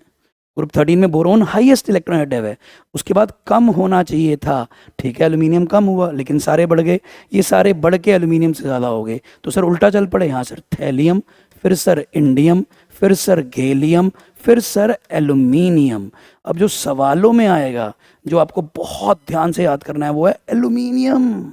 सर एल्यूमिनियम लीस्ट इलेक्ट्रोनेगेटिव हो गया, किसमें सर, ग्रुप 13 में। So this is a huge extra edge point, please note this down very carefully. Similarly check group 14, group 14 में 2.5 के बाद डिक्रीज है, लेकिन ये सारे के सारे ऑलमोस्ट क्या हैं, सेम। उसके बाद ये भी एक्सेप्शन हो गया सर। अब बेटा ये जो इलेक्ट्रोनेगेटिविटी की वैल्यूज मैंने आपको दी हैं, ये एनसीईआरटी और to be more specific old NCERT की वैल्यूज हैं। अलग अलग बुक्स अलग अलग वैल्यूज देती हैं, थोड़ी बहुत वेरी करती हैं। We have to still follow NCERT, so please note down these things very carefully. अब सर एक और एक्स्ट्रा पॉइंट साथ ही बता देता हूँ। मैंने पीछे कंपाउंड, जो पीछे स्टेटमेंट 2 में कंपाउंड डिस्कस किया था, वो था BCl3। अब उसका हल्का सा कंपैरिजन मैं आपको AlCl3 से करके दिखा देता हूँ। सर ये एक बहुत इंपॉर्टेंट मास्टर कॉन्सेप्ट है, इसको चेक करें sir. BCl3 as it is हमने देखा है, BCl3 के अंदर बोरोन, क्लोरीन, क्लोरीन, क्लोरीन और बोरोन की हाइब्रिडाइजेशन sp2 है, और sp2 होने के कारण उसकी शेप क्या होती है, ट्रायगोनल प्लेनर। बट सर जो AlCl3 है उसके अंदर क्या है सर, जो AlCl3 है, ये याद रखना बच्चों, वो BCl3 की तरह ही पहले कंपाउंड बनाता है, AlCl बनाता है, बट ऐसे दो आपस में जुड़ के कंपाउंड इस तरह से बन जाता है, AlClCl और फिर यहाँ पे एक Cl, यहाँ पे भी AlClClCl। अब क्या हुआ सर, नोटिस करें क्या होने वाला है। ये AlCl3 का फर्स्ट मॉलिक्यूल है, ये दोबारा बनाया, ये दूसरा, बट जैसे ही वो दो पास आते हैं, एक का क्लोरीन दूसरे के एल्यूमिनियम के साथ कोऑर्डिनेट बॉन्ड बना बैठता है। सर ये कैसे, सर क्लोरीन के पास होंगे लोन पेयर्स और एल्यूमिनियम के पास है एमटीपी। क्लोरीन के पास होंगे लोन पेयर्स और एल्यूमिनियम के पास है एमटीपी। सर ये एमटीपी ऑन एल्यूमिनियम है, एमटीपी ऑन एल्यूमिनियम। तो सर ये बहुत इंपॉर्टेंट बात है। जिस तरह से BCl3 एमटीपी के कारण लुईस एसिड का काम कर सकता है, AlCl3 भी कर सकता है, बट उस काम को किसी और से लोन पेयर लेके अपने अंदर डालने से पहले AlCl3 अपने ही दूसरे मॉलिक्यूल के क्लोरीन का लोन पेयर लेके आपस में जुड़ जाता है, और इसको बोलते हैं डाइमर बनना। दो मॉलिक्यूल जुड़ गए और Al2Cl6 बनने की प्रोबेबिलिटी रहती है। BCl3 does not dimerize. Reason sir, इसका एक रीजन दिया जाता है, क्या सर, AlCl3 डाइमराइज करता है, BCl3 नहीं। अगेन एक्स्ट्रा एज पॉइंट है, क्योंकि सर बोरोन बहुत छोटा है, 4 क्लोरीन बोरोन के आसपास एडजस्ट नहीं हो पाते, ठीक है जी, एज बोरोन क्वाइट स्मॉल। तो अगर क्लोरीन ने आके चौथा बॉन्ड उससे बनाना था, तो 4 क्लोरीन को एक बोरोन के आसपास क्या होना था, एडजस्ट। बट बोरोन के साइज छोटा होने के कारण वो डायमर नहीं बना पाता, बट एल्यूमिनियम इतना बड़ा हो जाता है कि चौथा क्लोरीन एडजस्ट हो जाता है। चलो सर, ये एक्स्ट्रा एज मैंने आपको बता दिया। अब हाइड्रोलिसिस बिहेवियर, सिमिलरली मैंने आपको पीछे रिएक्शन बताया था, ये दोनों रिएक्शन पीछे आपको मैं बता चुका हूँ कि भाई BCl3 पानी से रिएक्ट करके BOH4 माइनस कॉम्प्लेक्स बनाता है, लेकिन AlCl3 बड़ी कमाल की बात है, AlCl3 पानी के अंदर जाके Al3+ आयंस बनाता है। क्योंकि वो Al3+ आयंस बनाता है जो B3+ नहीं बना पाता था, तो Al का ये वाला 6 वाटर मॉलिक्यूल के साथ वाला कॉम्प्लेक्स ये बनता है। थोड़ा सा ओवरलैपिंग ऑफ स्लाइड हो रही है बेटा, बट मैं नाम बता रहा हूँ। इसमें 6 पानी जुड़े हैं तो उसको बोलते हैं हेक्सा एक्वा कॉम्प्लेक्स। तो बोरोन ये कॉम्प्लेक्स नहीं बना पा रहा था क्योंकि सर बोरोन ऑक्टेट एक्सपैंड नहीं कर पा रहा था, बट एल्यूमिनियम ये कॉम्प्लेक्स बनाता है क्योंकि वो ऑक्टेट एक्सपैंड कर सकता है। So sir these are some extra edge points which I have discussed with you. लो सर, कंटिन्यू करते हैं जी, आगे चलते हैं, नेक्स्ट स्लाइड की तरफ मूव ऑन करते हैं। अरे ये तो वापस आ गए सर। चलो अगले सवाल की तरफ आते हैं, क्वेश्चन नंबर 4 की तरफ। सर जिस तरह से हम बार बार क्लास में बोल रहे हैं कि पी ब्लॉक को प्लीज इग्नोर नहीं करना, मेरी इस बात से भी बोर नहीं होना, क्योंकि सारा साल आप पी ब्लॉक को थोड़ा इग्नोर करते हो, तो अगर थोड़ा सा मैं आपको बार बार कह भी दूंगा तो उससे आपने बिल्कुल फ्रस्ट्रेट नहीं होना। पी ब्लॉक को अच्छे से करना है बच्चों, ये एज क्रिएट करने वाले चैप्टर्स हैं। मैं आपकी क्लास ले रहा हूँ और जेई मेंस जनवरी शिफ्ट 2026 का result is about to come. मेरे को बहुत एंग्जाइटी है, तो फटाफट से अपने 2-3 क्वेश्चन रह गए हैं, खत्म करते हैं। चलो sir, correct statements from the following are. Sir statements दी हुई हैं कुछ A, B, C and D, और उनमें से करेक्ट पूछी गई हैं। बार बार कहा है register the proper words correctly, is it correct और इनकरेक्ट? करेक्ट। चलो चेक करते हैं, ट्रू फॉल्स खेलते हैं सर इसके अंदर। लो सर, सबसे पहला पॉइंट, आयोनिक रेडियाई, चलो radii of trivalent cations of group 13 elements क्या sir decreases down the group. अरे सर, हमने पीरियोडिक में पढ़ा हुआ है, नीचे को साइज क्या करता है, इंक्रीज के decrease, increases down the group. और यहाँ क्या लिखा हुआ है सर, डिक्रीजेस। तो सर ये तो जनरल 9-10 से पढ़ते हुए बात है जी, तो सर ये तो डेफिनेटली सिंपल फॉल्स स्टेटमेंट है। आगे चलते हैं sir, electronegativity of group 13 elements decreases down. अरे ये फिर से मेरा पीछे बताया एक्स्ट्रा एज पॉइंट काम आ गया। अगर वो नहीं पढ़ेंगे तो एक चीज़ गलत हो जाएगी, क्योंकि नॉर्मली यस ये नॉर्मल एक्सपेक्टेड था, एक्सपेक्टेड यही था कि नीचे को इलेक्ट्रोनेगेटिविटी डिक्रीज करेगी। बट अभी मैंने आपको स्पेशल केस दिखाया था, बोरोन से एल्यूमिनियम में डिक्रीज करती है ग्रुप 13 में, लेकिन एल्यूमिनियम से लेके फिर नीचे तक क्या करती है, इंक्रीज। तो वेरी वेरी इंपॉर्टेंट, ये फॉल्स स्टेटमेंट है। एक बार मैं क्वेश्चन के ऑप्शंस भी एलिमिनेट कर दूं, जहां भी A और B है वो करेक्ट से हट जाएंगे। A वाला गया, B वाला गया, A वाला गया, तो सर आंसर तो आ गया। ऐसे हमने पिछले वीडियो लेक्चर में भी किया था। ऑप्शंस को एनालाइज करने से हमारे डायरेक्ट आंसर्स कई बार आ जाते हैं, हमें पूरी स्टेटमेंट्स चेक करने की कई बार ज़रूरत नहीं पड़ती। बट जैसे मैं हमेशा कहता हूँ, जेईई मेंस के अंदर एक बार रीवेरीफाई करके ही आंसर्स मार्क करने चाहिए। बहुत मेहनत की हुई है नीट के अंदर, जेईई मेंस के अंदर, कुछ भी अगर आपने करा है तो बहुत ध्यान से करना है, ठीक है जी। नाउ जी, among the group 13 elements boron has highest ionisation enthalpy 1, बिल्कुल सही है सर। नीचे को साइज इंक्रीज करता है और नीचे को आयोनाइजेशन एनर्जी डिक्रीज करती है। तो सर ये नॉर्मल ट्रेंड है, बिल्कुल ठीक है। आपकी नॉलेज के लिए बता दूं, लेकिन इसमें गड़बड़ होती है सर। बोरोन से एल्यूमिनियम से गैलियम से इंडियम से थैलियम, आपकी नॉलेज के लिए बता दें सर, यहाँ से यहाँ डिक्रीज है, बिल्कुल, यहाँ स्लाइट इंक्रीज है, यानी इसमें भी एक्सेप्शन है, बिल्कुल है। फिर सर यहाँ से यहाँ फिर से सर डिक्रीज ही है सर, बिल्कुल डिक्रीज है यहाँ। और फिर सर आगे सर फिर यहाँ से यहाँ इंक्रीज है एंड में। और आपकी नॉलेज के लिए बता दें सर, थेलियम इंक्रीज होके अपनी आयनाइजेशन एनर्जी 1 को जस्ट बोरोन के नीचे ले आता है। तो सर जो फाइनल ऑर्डर बनता है वो बनता है बोरोन के बाद क्या आता है, थैलियम। गैलियम के बाद क्या आता है, गैलियम। सर देखिए, गैलियम थोड़ा सा एल्यूमिनियम से ज़्यादा हो गया था, और सर इंडियम वैसे ही नीचे है गैलियम से। सर उसके बाद क्या आता है, उसके बाद आता है हल्का सा इंडियम और फिर आता है एल्यूमिनियम।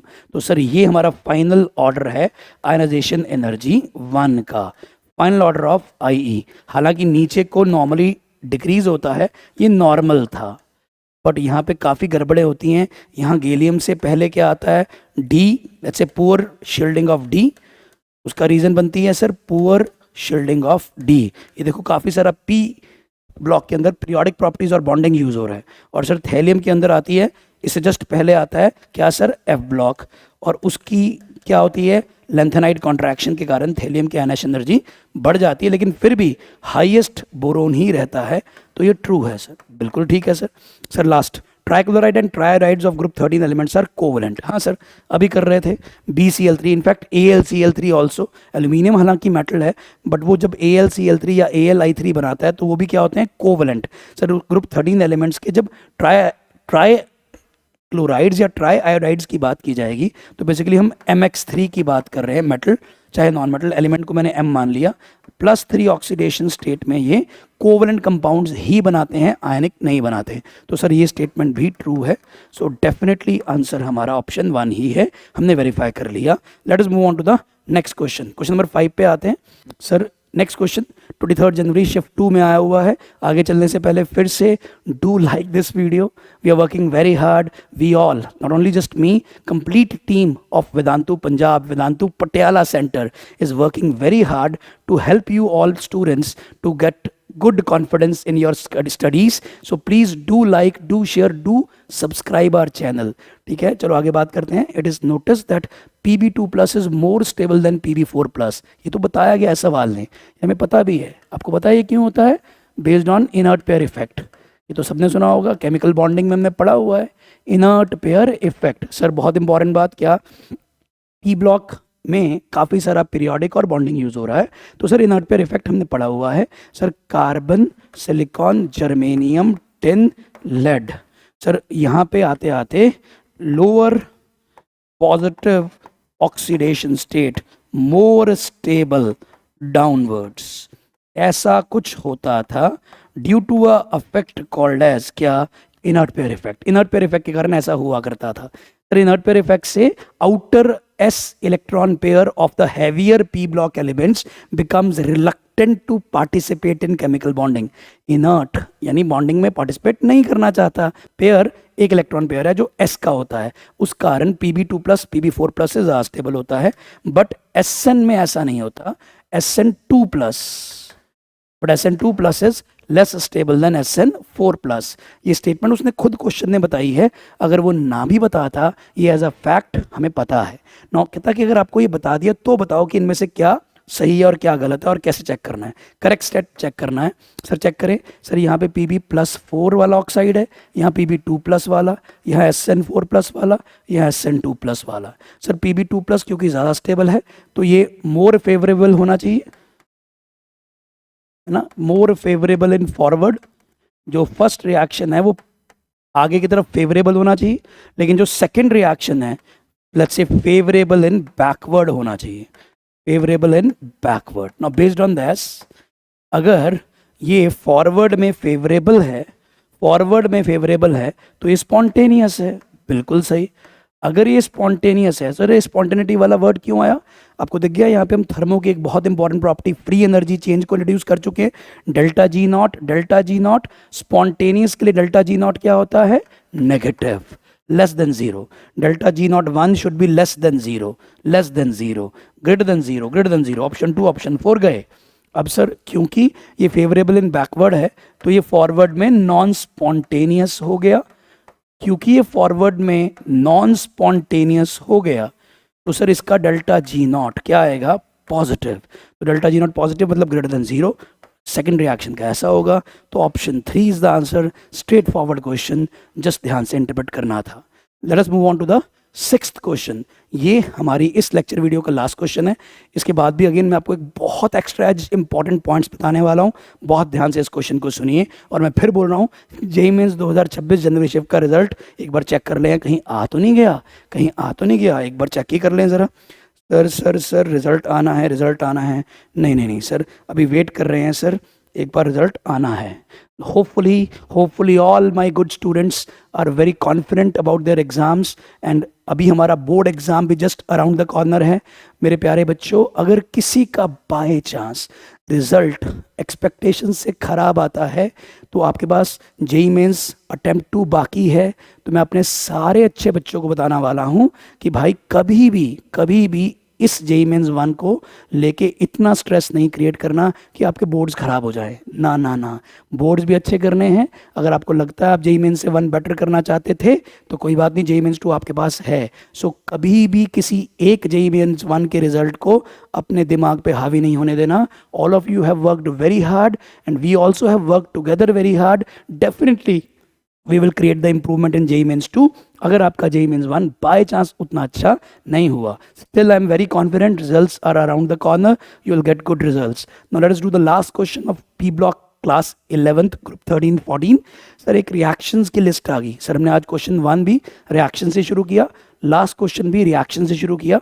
मेरे प्यारे बच्चों, मैंने यहाँ पे एक कंपाउंड देखा है Na2B4O7। This is a very important compound. Sir ऐसा बोलते ही मुझे पता लग गया कि ये क्वेश्चन जो है किस चीज़ के बारे में है। सर ये बोरेक्स को हीट कर रहा है। सर इस कंपाउंड का लेट्स से जो इम्पॉर्टेंट नेम है वो एक्चुअल में Na2B4O7.10H2O वाटर ऑफ क्रिस्टलाइजेशन के साथ इसको बोलते हैं सर बोरेक्स। क्या बोलते हैं सर इसको? बोरेक्स। तो सर ये बोरेक्स का वाटर ऑफ क्रिस्टलाइजेशन उड़ा के यूज़ किया गया है, ठीक है सर। उसको हीट करके कुछ कंपाउंड्स बनाए गए हैं। तो सर उन कंपाउंड्स को आगे कॉपर सल्फेट से रिएक्ट करा गया है। और सर एक बहुत इंपॉर्टेंट बात, यहाँ पे एक फ्लेम दी गई है जिसको बोला गया है नॉन ल्यूमिनस। ओके सर, उसके साथ फिर कुछ रिएक्शन से प्रोडक्ट्स बने हैं। अब जो प्रोडक्ट्स बने हैं इसी प्रोडक्ट को दोबारा से आगे यहाँ से बनने वाले एक्स से रिएक्ट करा गया है। और सर कहा गया है कि अब जो फ्लेम है वो कौन सी है? Luminous. So this is out of all the questions done today, the most important question which cannot be done if you don't have the prior knowledge of all these reactions. पुरानी knowledge P block के इस compound के reactions की अगर नहीं है तो ये वाला सवाल आप नहीं कर सकते। एक बार दोबारा चेक करते हैं करना क्या है। सर बोरेक्स जो है उसका बिना पानी के हमने लिया, यानी उसको ऑलरेडी हीट किया होगा, पानी उड़ गया होगा, फिर उसको और हीट किया। आपकी नॉलेज के लिए यहाँ पे पक्का क्या बनता है मुझे तो पता है सर। यहाँ पे एक बनता है, टू बी मोर स्पेसिफिक, एक बनता है NaBO2 और साथ में बनता है B2O3। तो सर इस रिएक्शन के अंदर जो ये Na2B4O7 है उसको हीट करने पे एक Na2 नहीं NaBO2 और दूसरा B2O3 बनता है। इन कंपाउंड्स के कुछ कॉमन नेम्स हैं जो मैं बता देता हूँ जी। अच्छा, इस कंपाउंड का तो प्रॉपर नाम है sodium metaborate. This is called as sodium metaborate and this is called as boric anhydride. इसका कॉमन नेम है सर बोरिक एनहाइड्राइड। ये बेसिकली बोरोन का एक ऑक्साइड है जिसको कॉमनली बोरिक एनहाइड्राइड बोलते हैं। सर ये बन जाते हैं दो कंपाउंड्स। सर अगर आप बैलेंसिंग चेक करो, सर कैसे चेक करें? सर यहाँ पे Na2 हैं तो इसको सर ट्वाइस करना पड़ेगा, 2Na और B2 यहाँ से B4, 2 to the 4 ऑक्सीजन यहाँ से और 3 O7। तो ठीक है सर, बैलेंसिंग बैठ गई। आगे चलते हैं सर। यहाँ से जो कंपाउंड बना उसमें जो Y बना, हाँ सर जो Y बना वो क्या था? B2O3। आपने रिएक्ट कराया, ठीक है सर। सर ये नॉन ल्यूमिनस फ्लेम क्या होती है सर? सर आपकी नॉलेज के लिए इसको ऑक्सीडाइजिंग फ्लेम भी बोलते हैं। Non luminous flame is oxidising flame. Let me tell you what is about flames. Sir जब हम केमिस्ट्री की लैब के अंदर काम करते हैं तो वहाँ पे एक अपरेटस यूज़ करते हैं जिसका नाम होता है बंसन बर्नर। आप में से बहुत कम लोग केमिस्ट्री की लैब के अंदर अभी गए हैं, और जो गए हैं उन्होंने ऑब्जर्व पता नहीं करा है कि नहीं करा, मैं आपको बता रहा हूँ। तो कभी मौका मिले तो आप अगर केमिस्ट्री की लेबोरेटरी में जाओ तो आपको देखने को मिलेगा वहाँ पे एक बर्नर यूज़ करते हैं चीज़ों को हीट करने के लिए, उसका नाम होता है बंसन बर्नर। उस बंसन बर्नर के अंदर जो फ्यूल यूज़ किया जाता है वो होती है नेचुरल गैस यानी मीथेन, CH4 की सप्लाई से ऑक्सीजन को मिक्स करके बर्न किया जाता है, उससे फ्लेम बनाते हैं। अगर हम ऑक्सीजन की free supply, efficient supply of oxygen दें, यानी बर्नर का प्रॉपर खोल के ऑक्सीजन को मिक्स होने दें मीथेन से, फिर जो फ्लेम बनती है वो बिल्कुल नॉन ल्यूमिनस फ्लेम बनती है। और उसके अंदर क्योंकि ऑक्सीजन की अच्छी खासी क्वांटिटी होती है तो वो ऑक्सीडाइजिंग फ्लेम कहलाती है, और वो ब्लूइश इन कलर होती है, ब्लू कलर की होती है। ठीक है जी, वो ब्लू कलर की होती है, उसके कोई ज़्यादा एजेस नहीं होते, ब्लूइश फ्लेम होती है। उसको बोलते हैं कौन सी फ्लेम? नॉन ल्यूमिनस या ऑक्सीडाइजिंग फ्लेम। और ऐसी फ्लेम के अंदर प्रोबेबिलिटी होती है कि जो मेटल्स प्रेजेंट हैं, जो भी मेटल्स को आपने हीट किया, वो अपनी जो जो ऑक्सीडेशन स्टेट में है वो अपनी हायर ऑक्सीडेशन स्टेट में रहने की कोशिश करते हैं, क्योंकि वो ऑक्सीडाइजिंग नेचर की फ्लेम है, ऑक्सीजन उसमें खूब सारी है। अच्छा सर, इसी फ्लेम के अंदर अगर हम थोड़ी सी ऑक्सीजन की सप्लाई बंद कर दें, सप्लाई ऑफ ऑक्सीजन कम करने से इनसफिशिएंट ऑक्सीजन की प्रेजेंस में जो बंसन बर्नर से आने वाला फ्यूल मीथेन है वो इनकम्प्लीट कंबशन करता है, जिस कारण उसके अंदर थोड़ा सा अनबर्nt कार्बन पार्टिकल्स और कार्बन मोनोऑक्साइड की प्रेजेंस देखी जाती है, जिस कारण वो मेटल की हायर ऑक्सीडेशन स्टेट को थोड़ा बहुत रिड्यूस कर सकते हैं as reducing agent, and such a flame is called as reducing flame. और ऐसी फ्लेम के अंदर थोड़ा सा येलोइश ऑरेंज कलर देखने को मिलता है, हल्के हल्के ब्लू एजेस जरूर होते हैं उस फ्लेम के भी। जो ये मैं जो मैं ल्यूमिनस या रिड्यूसिंग फ्लेम की बात कर रहा हूँ, ये कहाँ होती है? जब आप क्या करते हो सर, इनसफिशिएंट ऑक्सीजन देते हो, इनसफिशिएंट O2 सप्लाई करते हो, तो थोड़े से अनबर्nt कार्बन पार्टिकल्स होने के कारण तो थोड़ा सा सर जो फ्लेम है वो येलो ऑरेंज हो जाता है, उसको हम ल्यूमिनस, चमकती है वो, ठीक है। हमें आदत है, हम जब भी फ्लेम की बात कर रहे हैं हमें येलो कलर दिमाग में आता है, तो हम कहते हैं ये चमक रही है, येलो कलर में है, ल्यूमिनस है। इसमें येलो कलर तो नहीं आता, ब्लूइश फ्लेम होती है, बिल्कुल कलरलेस भी ये नहीं होती, बट इसको नॉन ल्यूमिनस या ऑक्सीडाइजिंग फ्लेम बोला करते हैं। अब सर ये जो रिड्यूसिंग फ्लेम है, इसकी प्रॉबिलिटी है कि ये मेटल की हायर ऑक्सीडेशन स्टेट को रिड्यूस करके लोअर पॉजिटिव ऑक्सीडेशन स्टेट में लेके आ सकती है। तो सर जो आपकी ये इनसफिशिएंट O2 सप्लाई वाली रिड्यूसिंग फ्लेम होती है, इसमें भी 3 जोन्स होते हैं। सबसे अंदर 3 जोन होते हैं। पहले सबसे अंदर गैस, जो आपकी अनबर्nt गैस है मीथेन, वो क्योंकि ऑक्सीजन की सप्लाई कम है, वो थोड़ा सा लेट्स से इस फ्लेम को स्मोकी फ्लेम भी बोलते हैं। This is a smoky flame, थोड़ा सा धुआं धुआं दिखता है इसका, ठीक है, क्योंकि अनबर्nt कार्बन पार्टिकल्स के कारण थोड़ा थोड़ा धुआं सा भी नजर आता है। तो सर इस फ्लेम के अंदर बिल्कुल गैस होती है जो आ रही है, हल्का सा उसके बाद एक जोन आता है जिसके अंदर आपको येलो ऑरेंज कलर दिखता है और फिर उसके ब्लू वेजेस होते हैं, तो उसमें भी थोड़ा सा एंड में ऑक्सीडाइजिंग पार्ट होता है, बट मेनली इस फ्लेम को रिड्यूसिंग फ्लेम बोलते हैं और ये ल्यूमिनस फ्लेम होती है। अब सर मैंने इतना फ्लेम का आइडिया दिया, अब हम इस रिएक्शंस को कंप्लीट करते हैं, चेक करते हैं। सर एक कॉपर सल्फेट था, यहाँ कॉपर 2+ स्टेट में था और आपने उसको B2O3 से रिएक्ट कराया और ऑक्सीडाइजिंग है, तो कॉपर 2+ की ऑक्सीडेशन स्टेट तो चेंज नहीं होने वाली, वो B2O3 से किसी तरह से रिएक्ट करेगा, तो सर ये बन जाएगा CuBO2, ये बन जाएगा सर आपका CuBO2 twice. Sir balancing check करें सर, 2 बोरोन B ट्वाइस हो जाएगा, O2 2 to the 4 + 3 7, तो सर यहाँ 4 थे और यहाँ 3 7, सही है सर। तो इसको बोल रहे हैं सर कॉपर का 2+ वाला कंपाउंड बन गया। तो सर ऊपर भी मैंने बताया जिसमें BO2 होता है वो मेटाबोरेट होता है, तो सर ये मेटल कॉपर 2+ का मेटाबोरेट बन गया। आपकी नॉलेज के लिए इसका लेट्स से ब्लूइश कलर होता है, ये ब्लूइश कलर का फ्लेम कलर आता है इसके अंदर, ठीक है सर। फिर जो ये Z बना था, Z यानी ये CuBO2 ट्वाइस, ठीक है सर, CuBO2 ट्वाइस को आपने X से रिएक्ट कराया। X क्या था? NaBO2 जो ऊपर से आया था, सोडियम मेटाबोरेट, उसके ट्वाइस मॉलिक्यूल्स, और सर कार्बन। सर ये मैंने आपको पहले ही बोला, सर रिड्यूसिंग फ्लेम में इनसफिशिएंट ऑक्सीजन के कारण अनबर्nt कार्बन तो रहता ही है, तो सर जब ये रिएक्शन होता है कार्बन इसको रिड्यूस करके कॉपर +1 बना देता है, तो सर ये CuBO2 बन जाता है।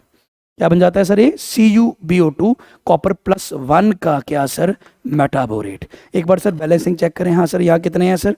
2 बोरोन और सर 2 बोरोन 4, तो सर यहाँ पे 4 बोरोन, मेरे से एक छोटी सी मिस्टेक हुई सर।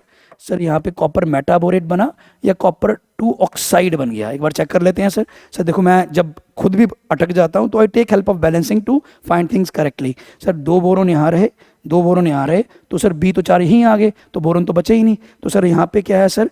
2 Z थे, 2 Z यानी 2 CuBO ट्वाइस। अब ठीक आ गया सर, मेरे से ही गलती हुई थी सर, अगर आप नोटिस करें सर। हाँ सर, यहाँ पे क्या होना चाहिए सर? यहाँ पे पक्का CuBO2 ही बनना चाहिए, twice of. Why sir? Sir देखें अब सर 2 कॉपर यानी ये 2 दूनी 4 बोरोन यहाँ आ गए, 4 बोरोन +2 6, 4 बोरोन +2 6, ये ठीक है सर। 2 CuBO2 बन गए सर, 2 कॉपर यहाँ से आए, 2 कॉपर यहाँ चले गए। This is the balanced equation. इस बैलेंस्ड इक्वेशन में आप नोटिस करें क्वेश्चन ने पूछा क्या है? सवाल ने पूछा है oxidation state of copper in Z and Q। Z ये रहा सर, यहाँ कॉपर 2+ था और सर क्यू ये रहा सर, यहाँ कॉपर +1 था, तो सर आंसर क्या आ गया, +2 एंड +1, तो answer is option 4। This is one of the very good questions based on a test called as borax bead test. ये पूरे रिएक्शन को एक्चुअल में एक नाम दिया जाता है, इस टेस्ट का नाम है बोरेक्स बीड टेस्ट, जो कि मैं आपको बोल रहा था अब आती है बारी extra edge slide, last extra edge slide की। काफ़ी इंपॉर्टेंट टेस्ट है, हालांकि सारा डिस्कस हो गया, बट एक बार उस टेस्ट की तरह उसको डिस्कस कर लें sir. Borax bead test extra edge, sir देखें सर इसमें क्या है सर, वेरी इंपॉर्टेंट। क्या किया जाता है सर, हम कलर्ड मेटल मेटाबोरेट्स बनाते हैं, जिससे हम उन मेटल कैटायंस को क्या कर सकें, आइडेंटिफाई कर सकें। तो सर सबसे पहले क्या किया जाता है, बोरेक्स को हीट किया जाता है, जैसे मैंने सिखाया था। ये रहा borax with water of crystallisation, heat किया तो पहले पानी उड़ा, फिर उसको और हीट किया तो सर फिर क्या बन गया, सोडियम मेटाबोरेट एंड क्या सर, बोरिक एनहाइड्राइड। और ये जो है ये ग्लासी बीड, मोतियों जैसी अपीयरेंस, जैसे पहले कभी आपने ऐड देखी हो तो बोलते थे ना, राजू आपके दांत तो मोतियों जैसे चमक रहे हैं। सर यहाँ दांतों की बात तो नहीं हो रही, बट मोतियों की बात ज़रूर हो रही है। तो सर मोतियों जैसी एक बीड बन जाती है, ट्रांसपेरेंट सी बीड होती है ऐसी, transparent colourless appearance, transparent colourless sir, एक ग्लासी सी, हाँ जी, चमकदार सी ग्लासी सी बीड बन जाती है। फिर उसके अंदर मेटल ऑक्साइड्स को डाला जाता है, ठीक है सर। मेटल ऑक्साइड्स इस B2O3 से रिएक्ट करके मेटाबोरेट फॉर्म करते हैं, जैसे कॉपर ने करा था, ठीक है सर। ये ऑक्साइड्स भी हो सकते हैं, या मेटल ऑक्साइड के बजाय मेटल कैटायन के सॉल्ट्स, मेटल कैटायंस कहीं से आ जाएं, मेटल कैटायंस फ्रॉम सॉल्ट्स, ठीक है। तो सर फिर क्या करते हैं सर, फिर जब वो मेटल बोरेट्स बन जाते हैं, मैंने आपको ऑलरेडी बताया फ्लेम की कंडीशंस चेक करनी पड़ती हैं। ऑक्सीडाइजिंग फ्लेम, ये सर ऑक्सीडाइजिंग फ्लेम कौन सी थी, नॉन ल्यूमिनस। सर दो नाम याद रखना, ऑक्सीडाइजिंग फ्लेम या फिर नॉन ल्यूमिनस, रिड्यूसिंग फ्लेम या फिर ल्यूमिनस, ठीक है sir. Luminous flame, sir oxidising flame यानी नॉन ल्यूमिनस में मेटल कैटायन की हायर ऑक्सीडेशन स्टेट ही रहती है, एग्जाम्पल कॉपर 2+, ठीक है सर। और सर यहाँ पे लोअर ऑक्सीडेशन स्टेट, क्योंकि सर रिड्यूसिंग में carbon monoxide as reducing agent बैठे होते हैं, तो सर वो रिड्यूस करके उसको लोअर पॉजिटिव स्टेट में ले आते हैं। तो जैसे एग्जांपल कॉपर +1, तो सर यही पीछे क्वेश्चन में हमने करा था। तो सर कॉपर का ऑक्साइड, पहले कॉपर जो ऑक्सीडाइजिंग फ्लेम होगी उसमें कॉपर 2+ का मेटाबोरेट बनाएगा, जो रिड्यूसिंग फ्लेम होगी उसमें कॉपर +1 का ऑक्साइड या मेटाबोरेट बना लेगा। तो ठीक है सर, ये बात क्लियर होगी। तो सर मैंने आपको बताया था कॉपर का जो 2+ वाला होता है, अब ये कलर बहुत इंपॉर्टेंट है, कॉपर का जो 2+ मेटाबोरेट होता है वो ब्लू ग्रीन या ब्लू बोलते हैं, और लेकिन जो उसका कॉपर +1 है वो रेड बीड यानी लाल कलर का मोती बन जाता है। तो कलर चेंज हो जाता है depending on nature of flame. But ऐसे ही कुछ और मेटल कैटायंस को अगर हम यूज़ करें, ये एक्स्ट्रा एग्जाम्पल्स ये बहुत इंपॉर्टेंट है, यही आपके काम आने वाले हैं। नॉट ओनली हम केमिस्ट्री याद कर रहे हैं इस टेस्ट की, थोड़े से एक्स्ट्रा एग्जाम्पल्स। सर कोबाल्ट 2+, दोनों फ्लेम्स में कोबाल्ट 2+ डीप ब्लू कलर ही रखता है, और Cr3+ दोनों फ्लेम्स में ग्रीन कलर ही रखता है। No this is very important. क्या सर, सर यहाँ पे दोनों फ्लेम्स में सेम कलर रहते हैं, यहाँ कलर चेंज हुआ था। लेकिन इसी तरह से जो क्वेश्चंस में बहुत यूज होता है Mn2+ ऑक्सीडाइजिंग फ्लेम में वायलेट होता है, और सर ऐसे ही ऑक्सीडाइजिंग फ्लेम में Fe3+ सर ये येलो ब्राउन होता है। So these are some important colour schemes जो बोरेक्स बीट टेस्ट के साथ रिलेटेड है। मेरे प्यारे बच्चों, एंडिंग ऑफ द लेक्चर आ चुका है। मैंने आज बहुत अच्छे से कोशिश की है कि मैं आपको इनऑर्गेनिक का पार्ट भी लॉजिक्स के साथ कराऊं, बिकॉज मुझे बार बार मेरे स्टूडेंट्स कहते हैं सर हमें इसलिए बोरिंग लगने लग जाता है क्योंकि ये सिर्फ लर्निंग है। तो ऐसा नहीं है, ये लर्निंग आफ्टर अंडरस्टैंडिंग है, तो इसलिए इसको ऐसा कह के इग्नोर भी मत करो, इसको लेट्स से याद करना डिले या पोस्टपोन भी मत करो। जितने मेरे स्टूडेंट्स अच्छे स्टूडेंट्स हैं तो प्लीज़ इन सब वीडियोस को ज़रूर देखें, आने वाले वीडियोस को भी देखें, आपको बहुत फ़ायदा होने वाला है जेई की तैयारी में भी, नीट की तैयारी में भी। एंड जैसे मैं हमेशा कहता हूँ बेटा, do like our videos and do subscribe to our channel and do share these videos with your friends to help them in their journey towards JEE और NEET. Thank you so much.